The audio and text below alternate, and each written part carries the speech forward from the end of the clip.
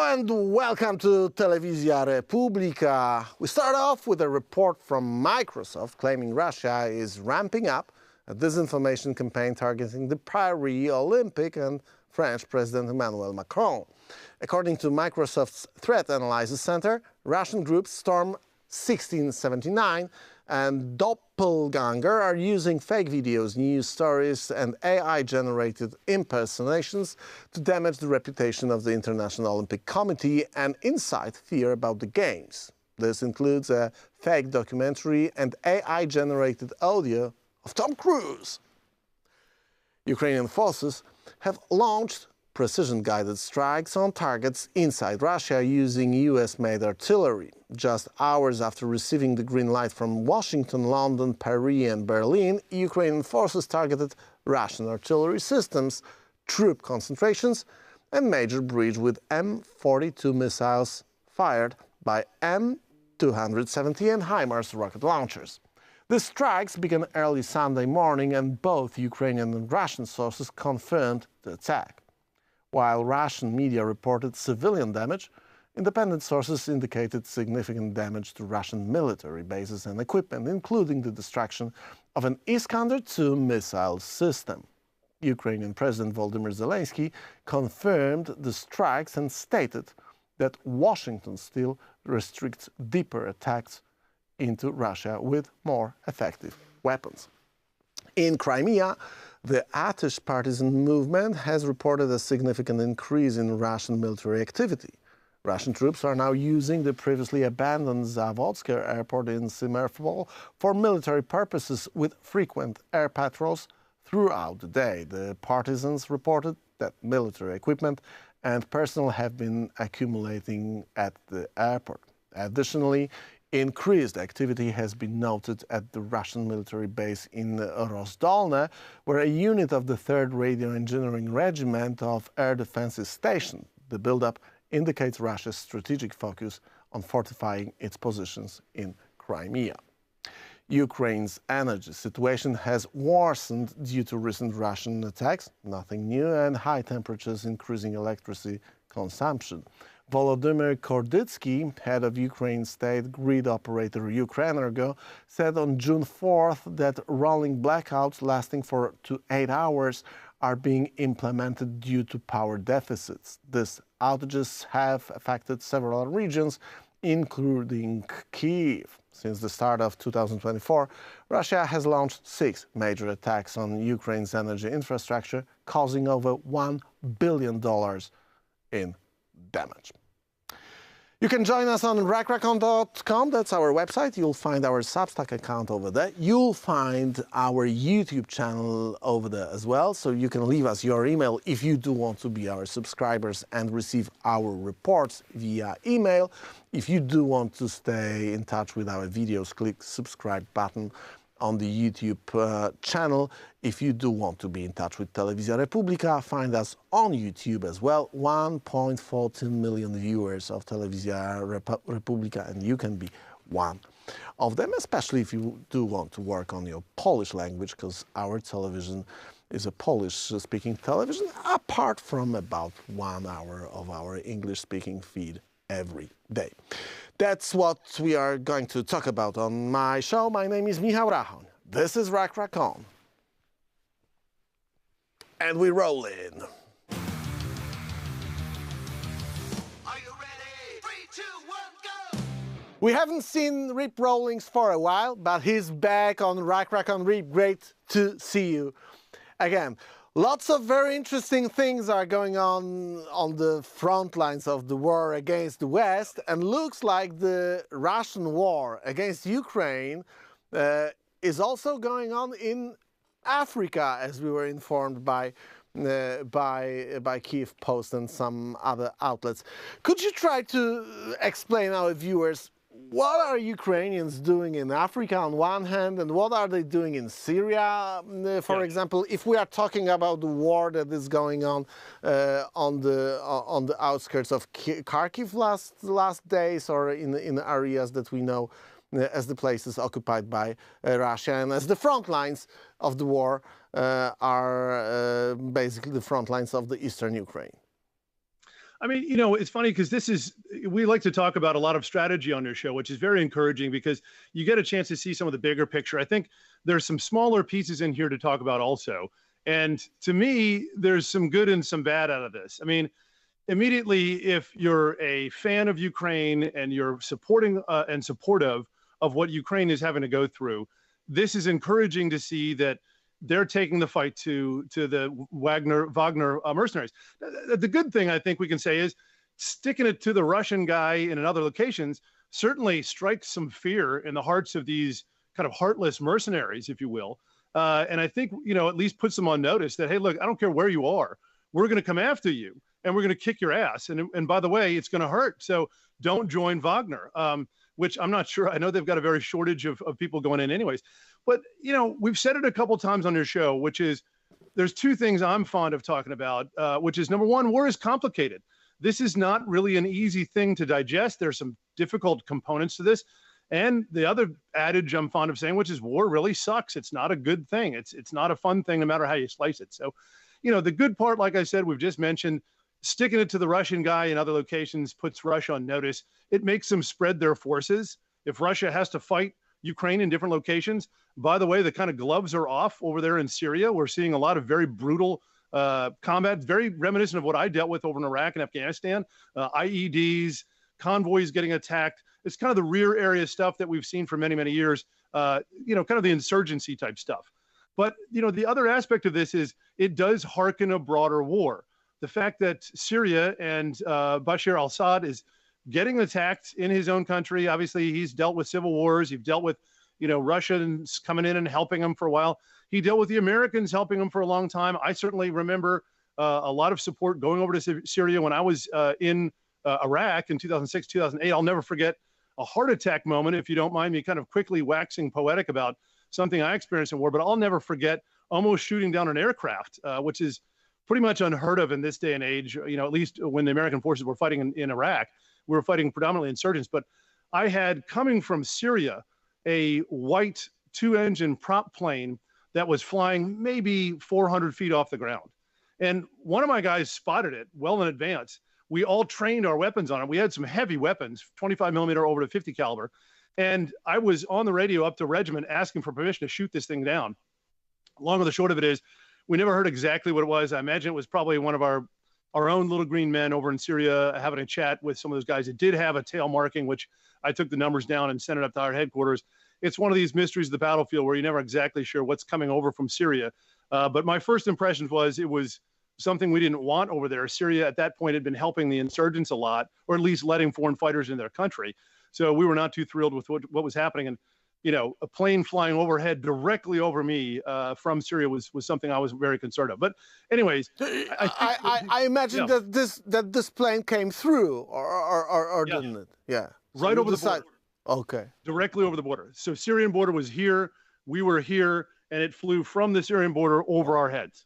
Yeah. And I thought, the only thing that stopped me. Sorry, let's stop for a second because it's fascinating. You are a commander of a unit. You are in contact with your supervisors. Right. Looks like you got 30 seconds, 1 minute, 5 minutes to make a decision whether you are going to shoot the thing or the thing you have to consider it or the thing rams you combat is like that. There's a tremendous amount of mental gymnastics. I'm fond of saying it's the highest of all sports.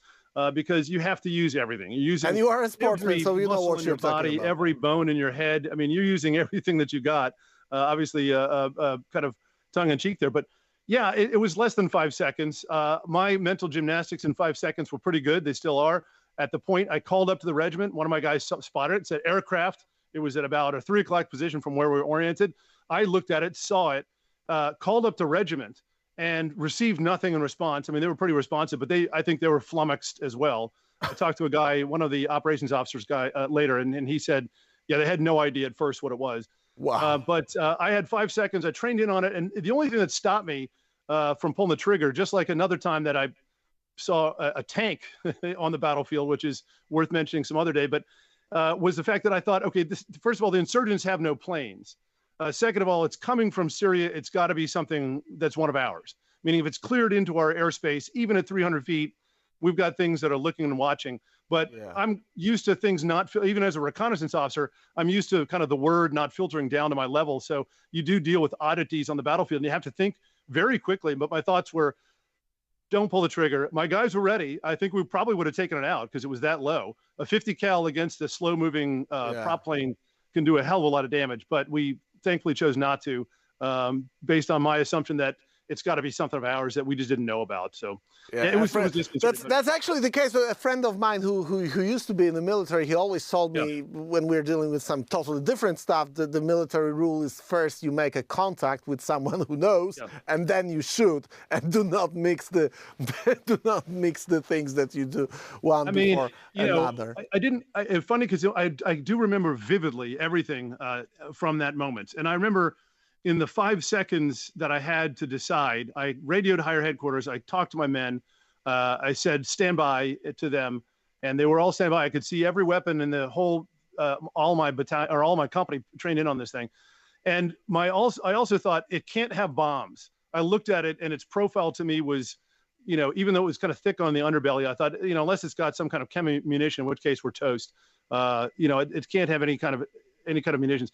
Now I did think if it strafed us, I mean, I hate to say this, but I thought game on. I was kind of excited maybe to be the first guy on my block to take down an aircraft. But we had a lot of firsts. I was the first one to find a working flamethrower in the hands of the insurgents, a Type 80 Chinese manufacturer, which was reared up and ready to go, hooked up the propane tanks. Thank God we got it before they used it. I also had a tank in Baghdad. I came up over a corner and there was a Russian T-62 with its barrel pointed directly at me. Wow. And I called up to my gunner and said, gunner, tank, direct front. All my Cold War training took over. And he trained in on it and was ready to fire. And this thing was ready to fire on us. And again, 3-second mental gymnastics. The insurgents don't have tanks. Got to be one of ours. Had no idea that the... How close were they? Yeah.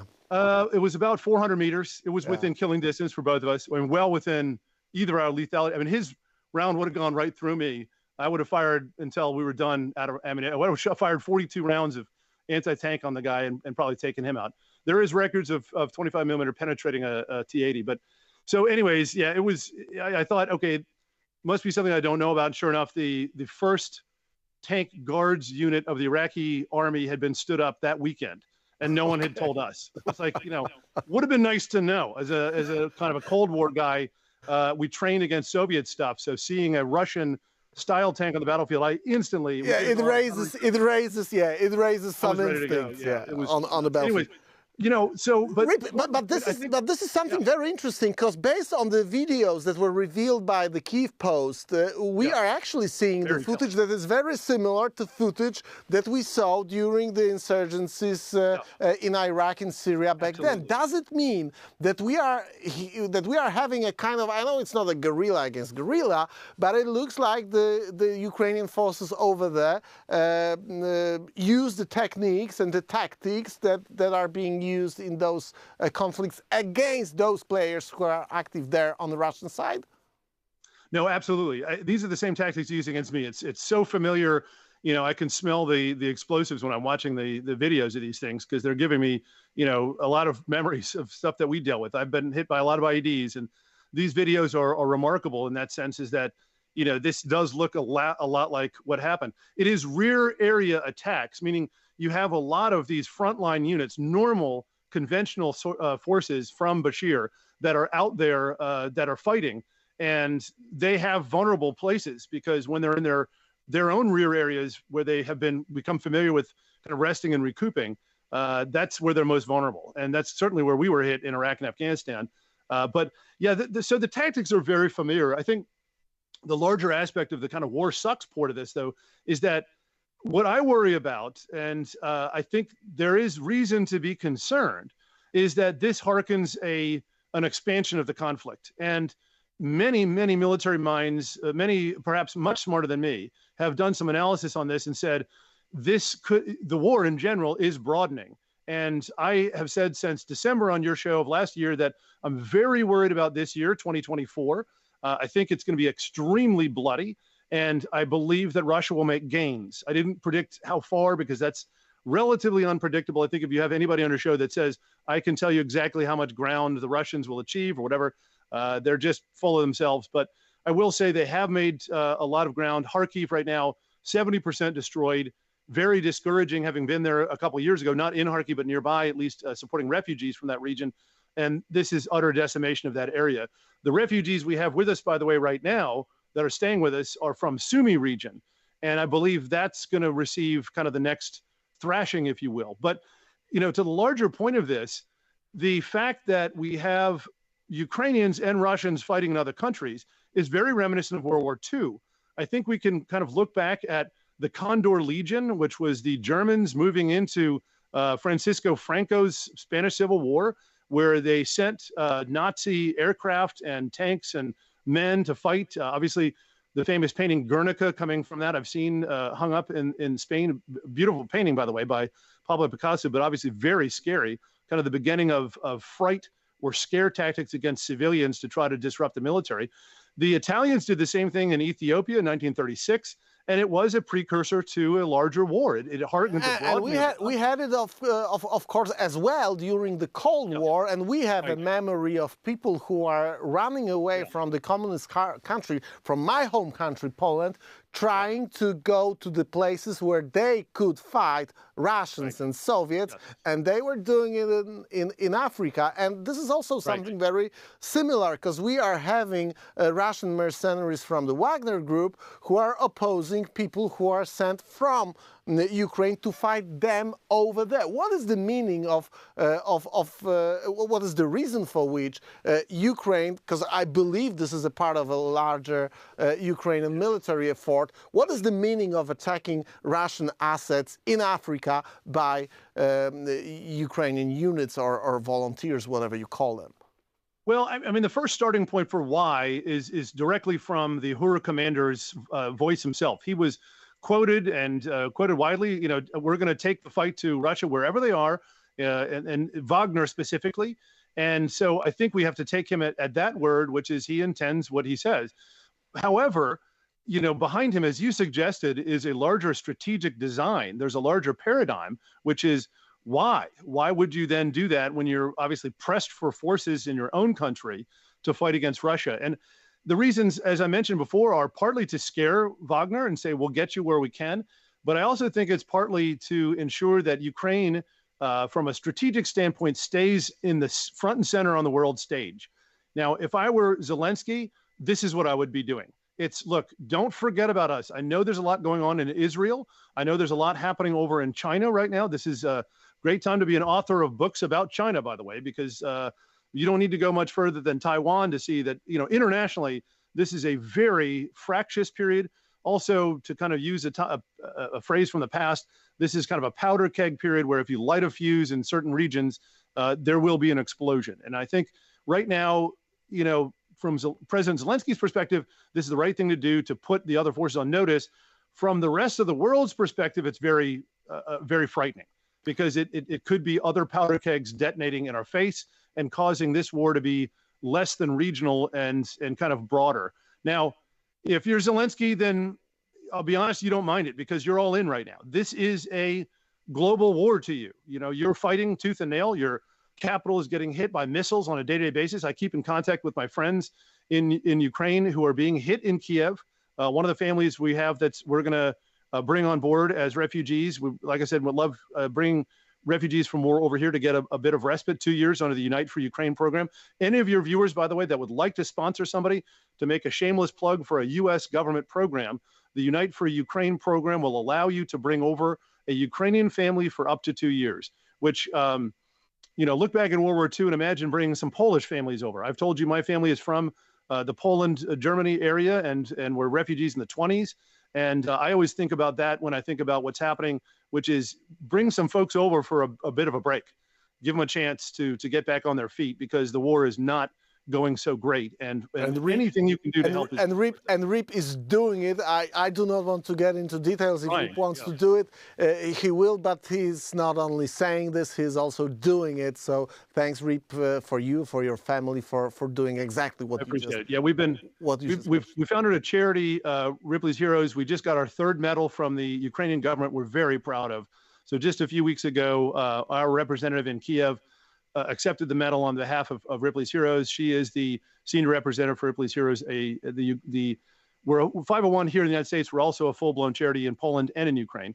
And so we're very proud of that moment. I mean, it's not about medals. We try to do things kind of in quietly. Oh, but it's very important, yeah. Rip. But this is very important to give a credit, to mention it, to shout it out, because it's been, well, the third year of the war. You are in it from the very beginning. You are helping people, and it's worth mentioning because it's not like it was 3 years ago or two and some couple of months when the whole world was interested in what was going on over there. So it's even more important to say it and say thank you, and I'm saying it. Natalie, our representative in Ukraine, sent pictures. We sent over 550 children's coats, and she sent pictures of all these kids last winter. And there's nothing more heartening. I mean, kids in war. I dealt with it in Iraq. I dealt with it in Afghanistan. I dealt with it in North Africa. And, there's very little besides, I think, violence against women that gets my dander up. But for God's sakes, when you see kids in the middle of this conflict, they didn't ask for it. They didn't want it. And for me, that humanizes the conflict. I've never had a question as to who are the good guys and bad guys. But if you look at the faces of these young children caught in the middle of it, it should be apparent to anybody that, that sees it. But anyways, I will say, I think if you look at, kind of getting back to the strategic point, the Condor Legion in World War II, to me, was a frightening part of that conflict. Obviously, those people who survived from that period will remember that it did spell the spilling out of, the aggression from Russia and from Italy, to see what happened in Ethiopia and what happened. Italy declared Ethiopia a protectorate. I think it was the Ethiopian Italian Empire, if I've got it right. And the Italians, by the way, got summarily beaten. So they did not do very well in Ethiopia, but the Germans did remarkably well supporting Francisco Franco. So I don't know where either of these two kind of spillages will go. But if you're Ukrainian, you're pleased to see Ukrainians sharpening their knives in other places. If you're and Ukraine the rest of the world, it's very worrisome. is trying to bring the war to the territory of Russia, which is understandable. You and I were discussing it from the very beginning, that even those weapons that were transferred to Ukraine under certain conditions, and the conditions were not to cross the border of Russia. And it in a way changed in the last weeks. My final question tonight, because we do not have much time, is the question of what is the reason for which actually U.S. decided to let Ukraine use at least part of those deadly weapons that are finally transferred to Ukraine outside of the territories Ukraine was allowed to use it before? Well, so there's a couple reasons. And I think we have to look at the political reason first, which is this is the reason I think that this year is very dangerous, not just because of what's happening in Ukraine, but also China, it is a very fractious election period here in the United States. You could not pick an election that is more contentious in the past 20, maybe 40 years, maybe even beyond that. The U.S. is deeply divided, and I think the world alongside with it. America does a lot of things that kind of leads the globe, whether we like it or not, and a lot of the world is divided among the same political lines that the United States is right now. And that's typically when larger other countries try to do bad. So Russia is seeing their opportunity. They know that, either President Biden is a lame duck or whatever the case may be, if President Trump will be reelected, in which case, basically from November to January, they have a sweet spot to do as they will. And I would surmise leading up to the election, meaning probably starting as early as September, they will start their move because they know that the election will be relatively set and they can tip the election. At that point, they don't care because they know that they can get away with a lot. So that's the first reason. Is I believe President Biden has said, look, based on best military advice, if they're at the cusp of, this is Ukraine, at the cusp of taking terrific damage from Russia in this season coming up, let's acknowledge that fact and let them hit targets that would hit them, meaning air bases, mustering locations, places where you have fuel and oil, obviously only military locations. Now, the minute that one of these shells or munitions hits a civilian area, we've got a lot of trouble. because it's a U.S. manufactured weapon system that has hit a Russian civilian location. That becomes very, very worrisome. So, yeah, that's the first one is political, but I believe the second one is militarily, which is Ukraine has said over and over again. President Zelensky very clearly has flown into the United States and sat down with the president and said, we are at a tumultuous, difficult period. Please do whatever it takes. And by the way, I can't sit on my hands anymore. My generals are telling me we have to strike these targets. They can attack us with complete impunity from two sides. That's from the Belarusian side as well as the Russian side, and perhaps somewhat from the Black Sea. And you have tied my hands and said I can't strike these targets, whereas he can continue to attack us in our country at will. So it's a no-brainer from the Ukrainian perspective. From a U.S. perspective, a little more of a head scratcher, but I would suggest both political and militarily, we've chosen to take that step. And it's, again, back to what we said. Is this a broadening of the conflict? Yes, it is. U.S. manufactured weapon systems landing in Russia is a broadening of the conflict. Yeah, and this conflict was asymmetrical conflict in a way that we didn't think about asymmetrical conflicts in the past, because Ukraine couldn't use the weapons that they had in their possession against the opponent that did not have this kind of limitations. Rip, thank you very much for your presence, for your expertise and your knowledge. It's always great to hear from you, and always great to hear your stories of your personal experience on the battlefield, as we had a chance to hear it today. Always thrilled to rock on with Rachon. It's always a pleasure. You can find Rip Rawlings on Substack. You can find Rip Rawlings on social media. Try to find Rip and try to give a support to his activities, Replay Heroes, so you can join the support for Ukraine in its fight for its sovereignty and independence during this Russian invasion, going on for more than 2 years by now. See you, Rip. Thanks a lot. Take care. Good to see you. Ciao, ciao. Bye. Ladies and gentlemen, you can join us on rachon.com. That's our website. You can find our Substack account over there. You can leave us your email. You can also find our new YouTube channel and click subscribe button so that we can be in touch and you can be informed about each upload.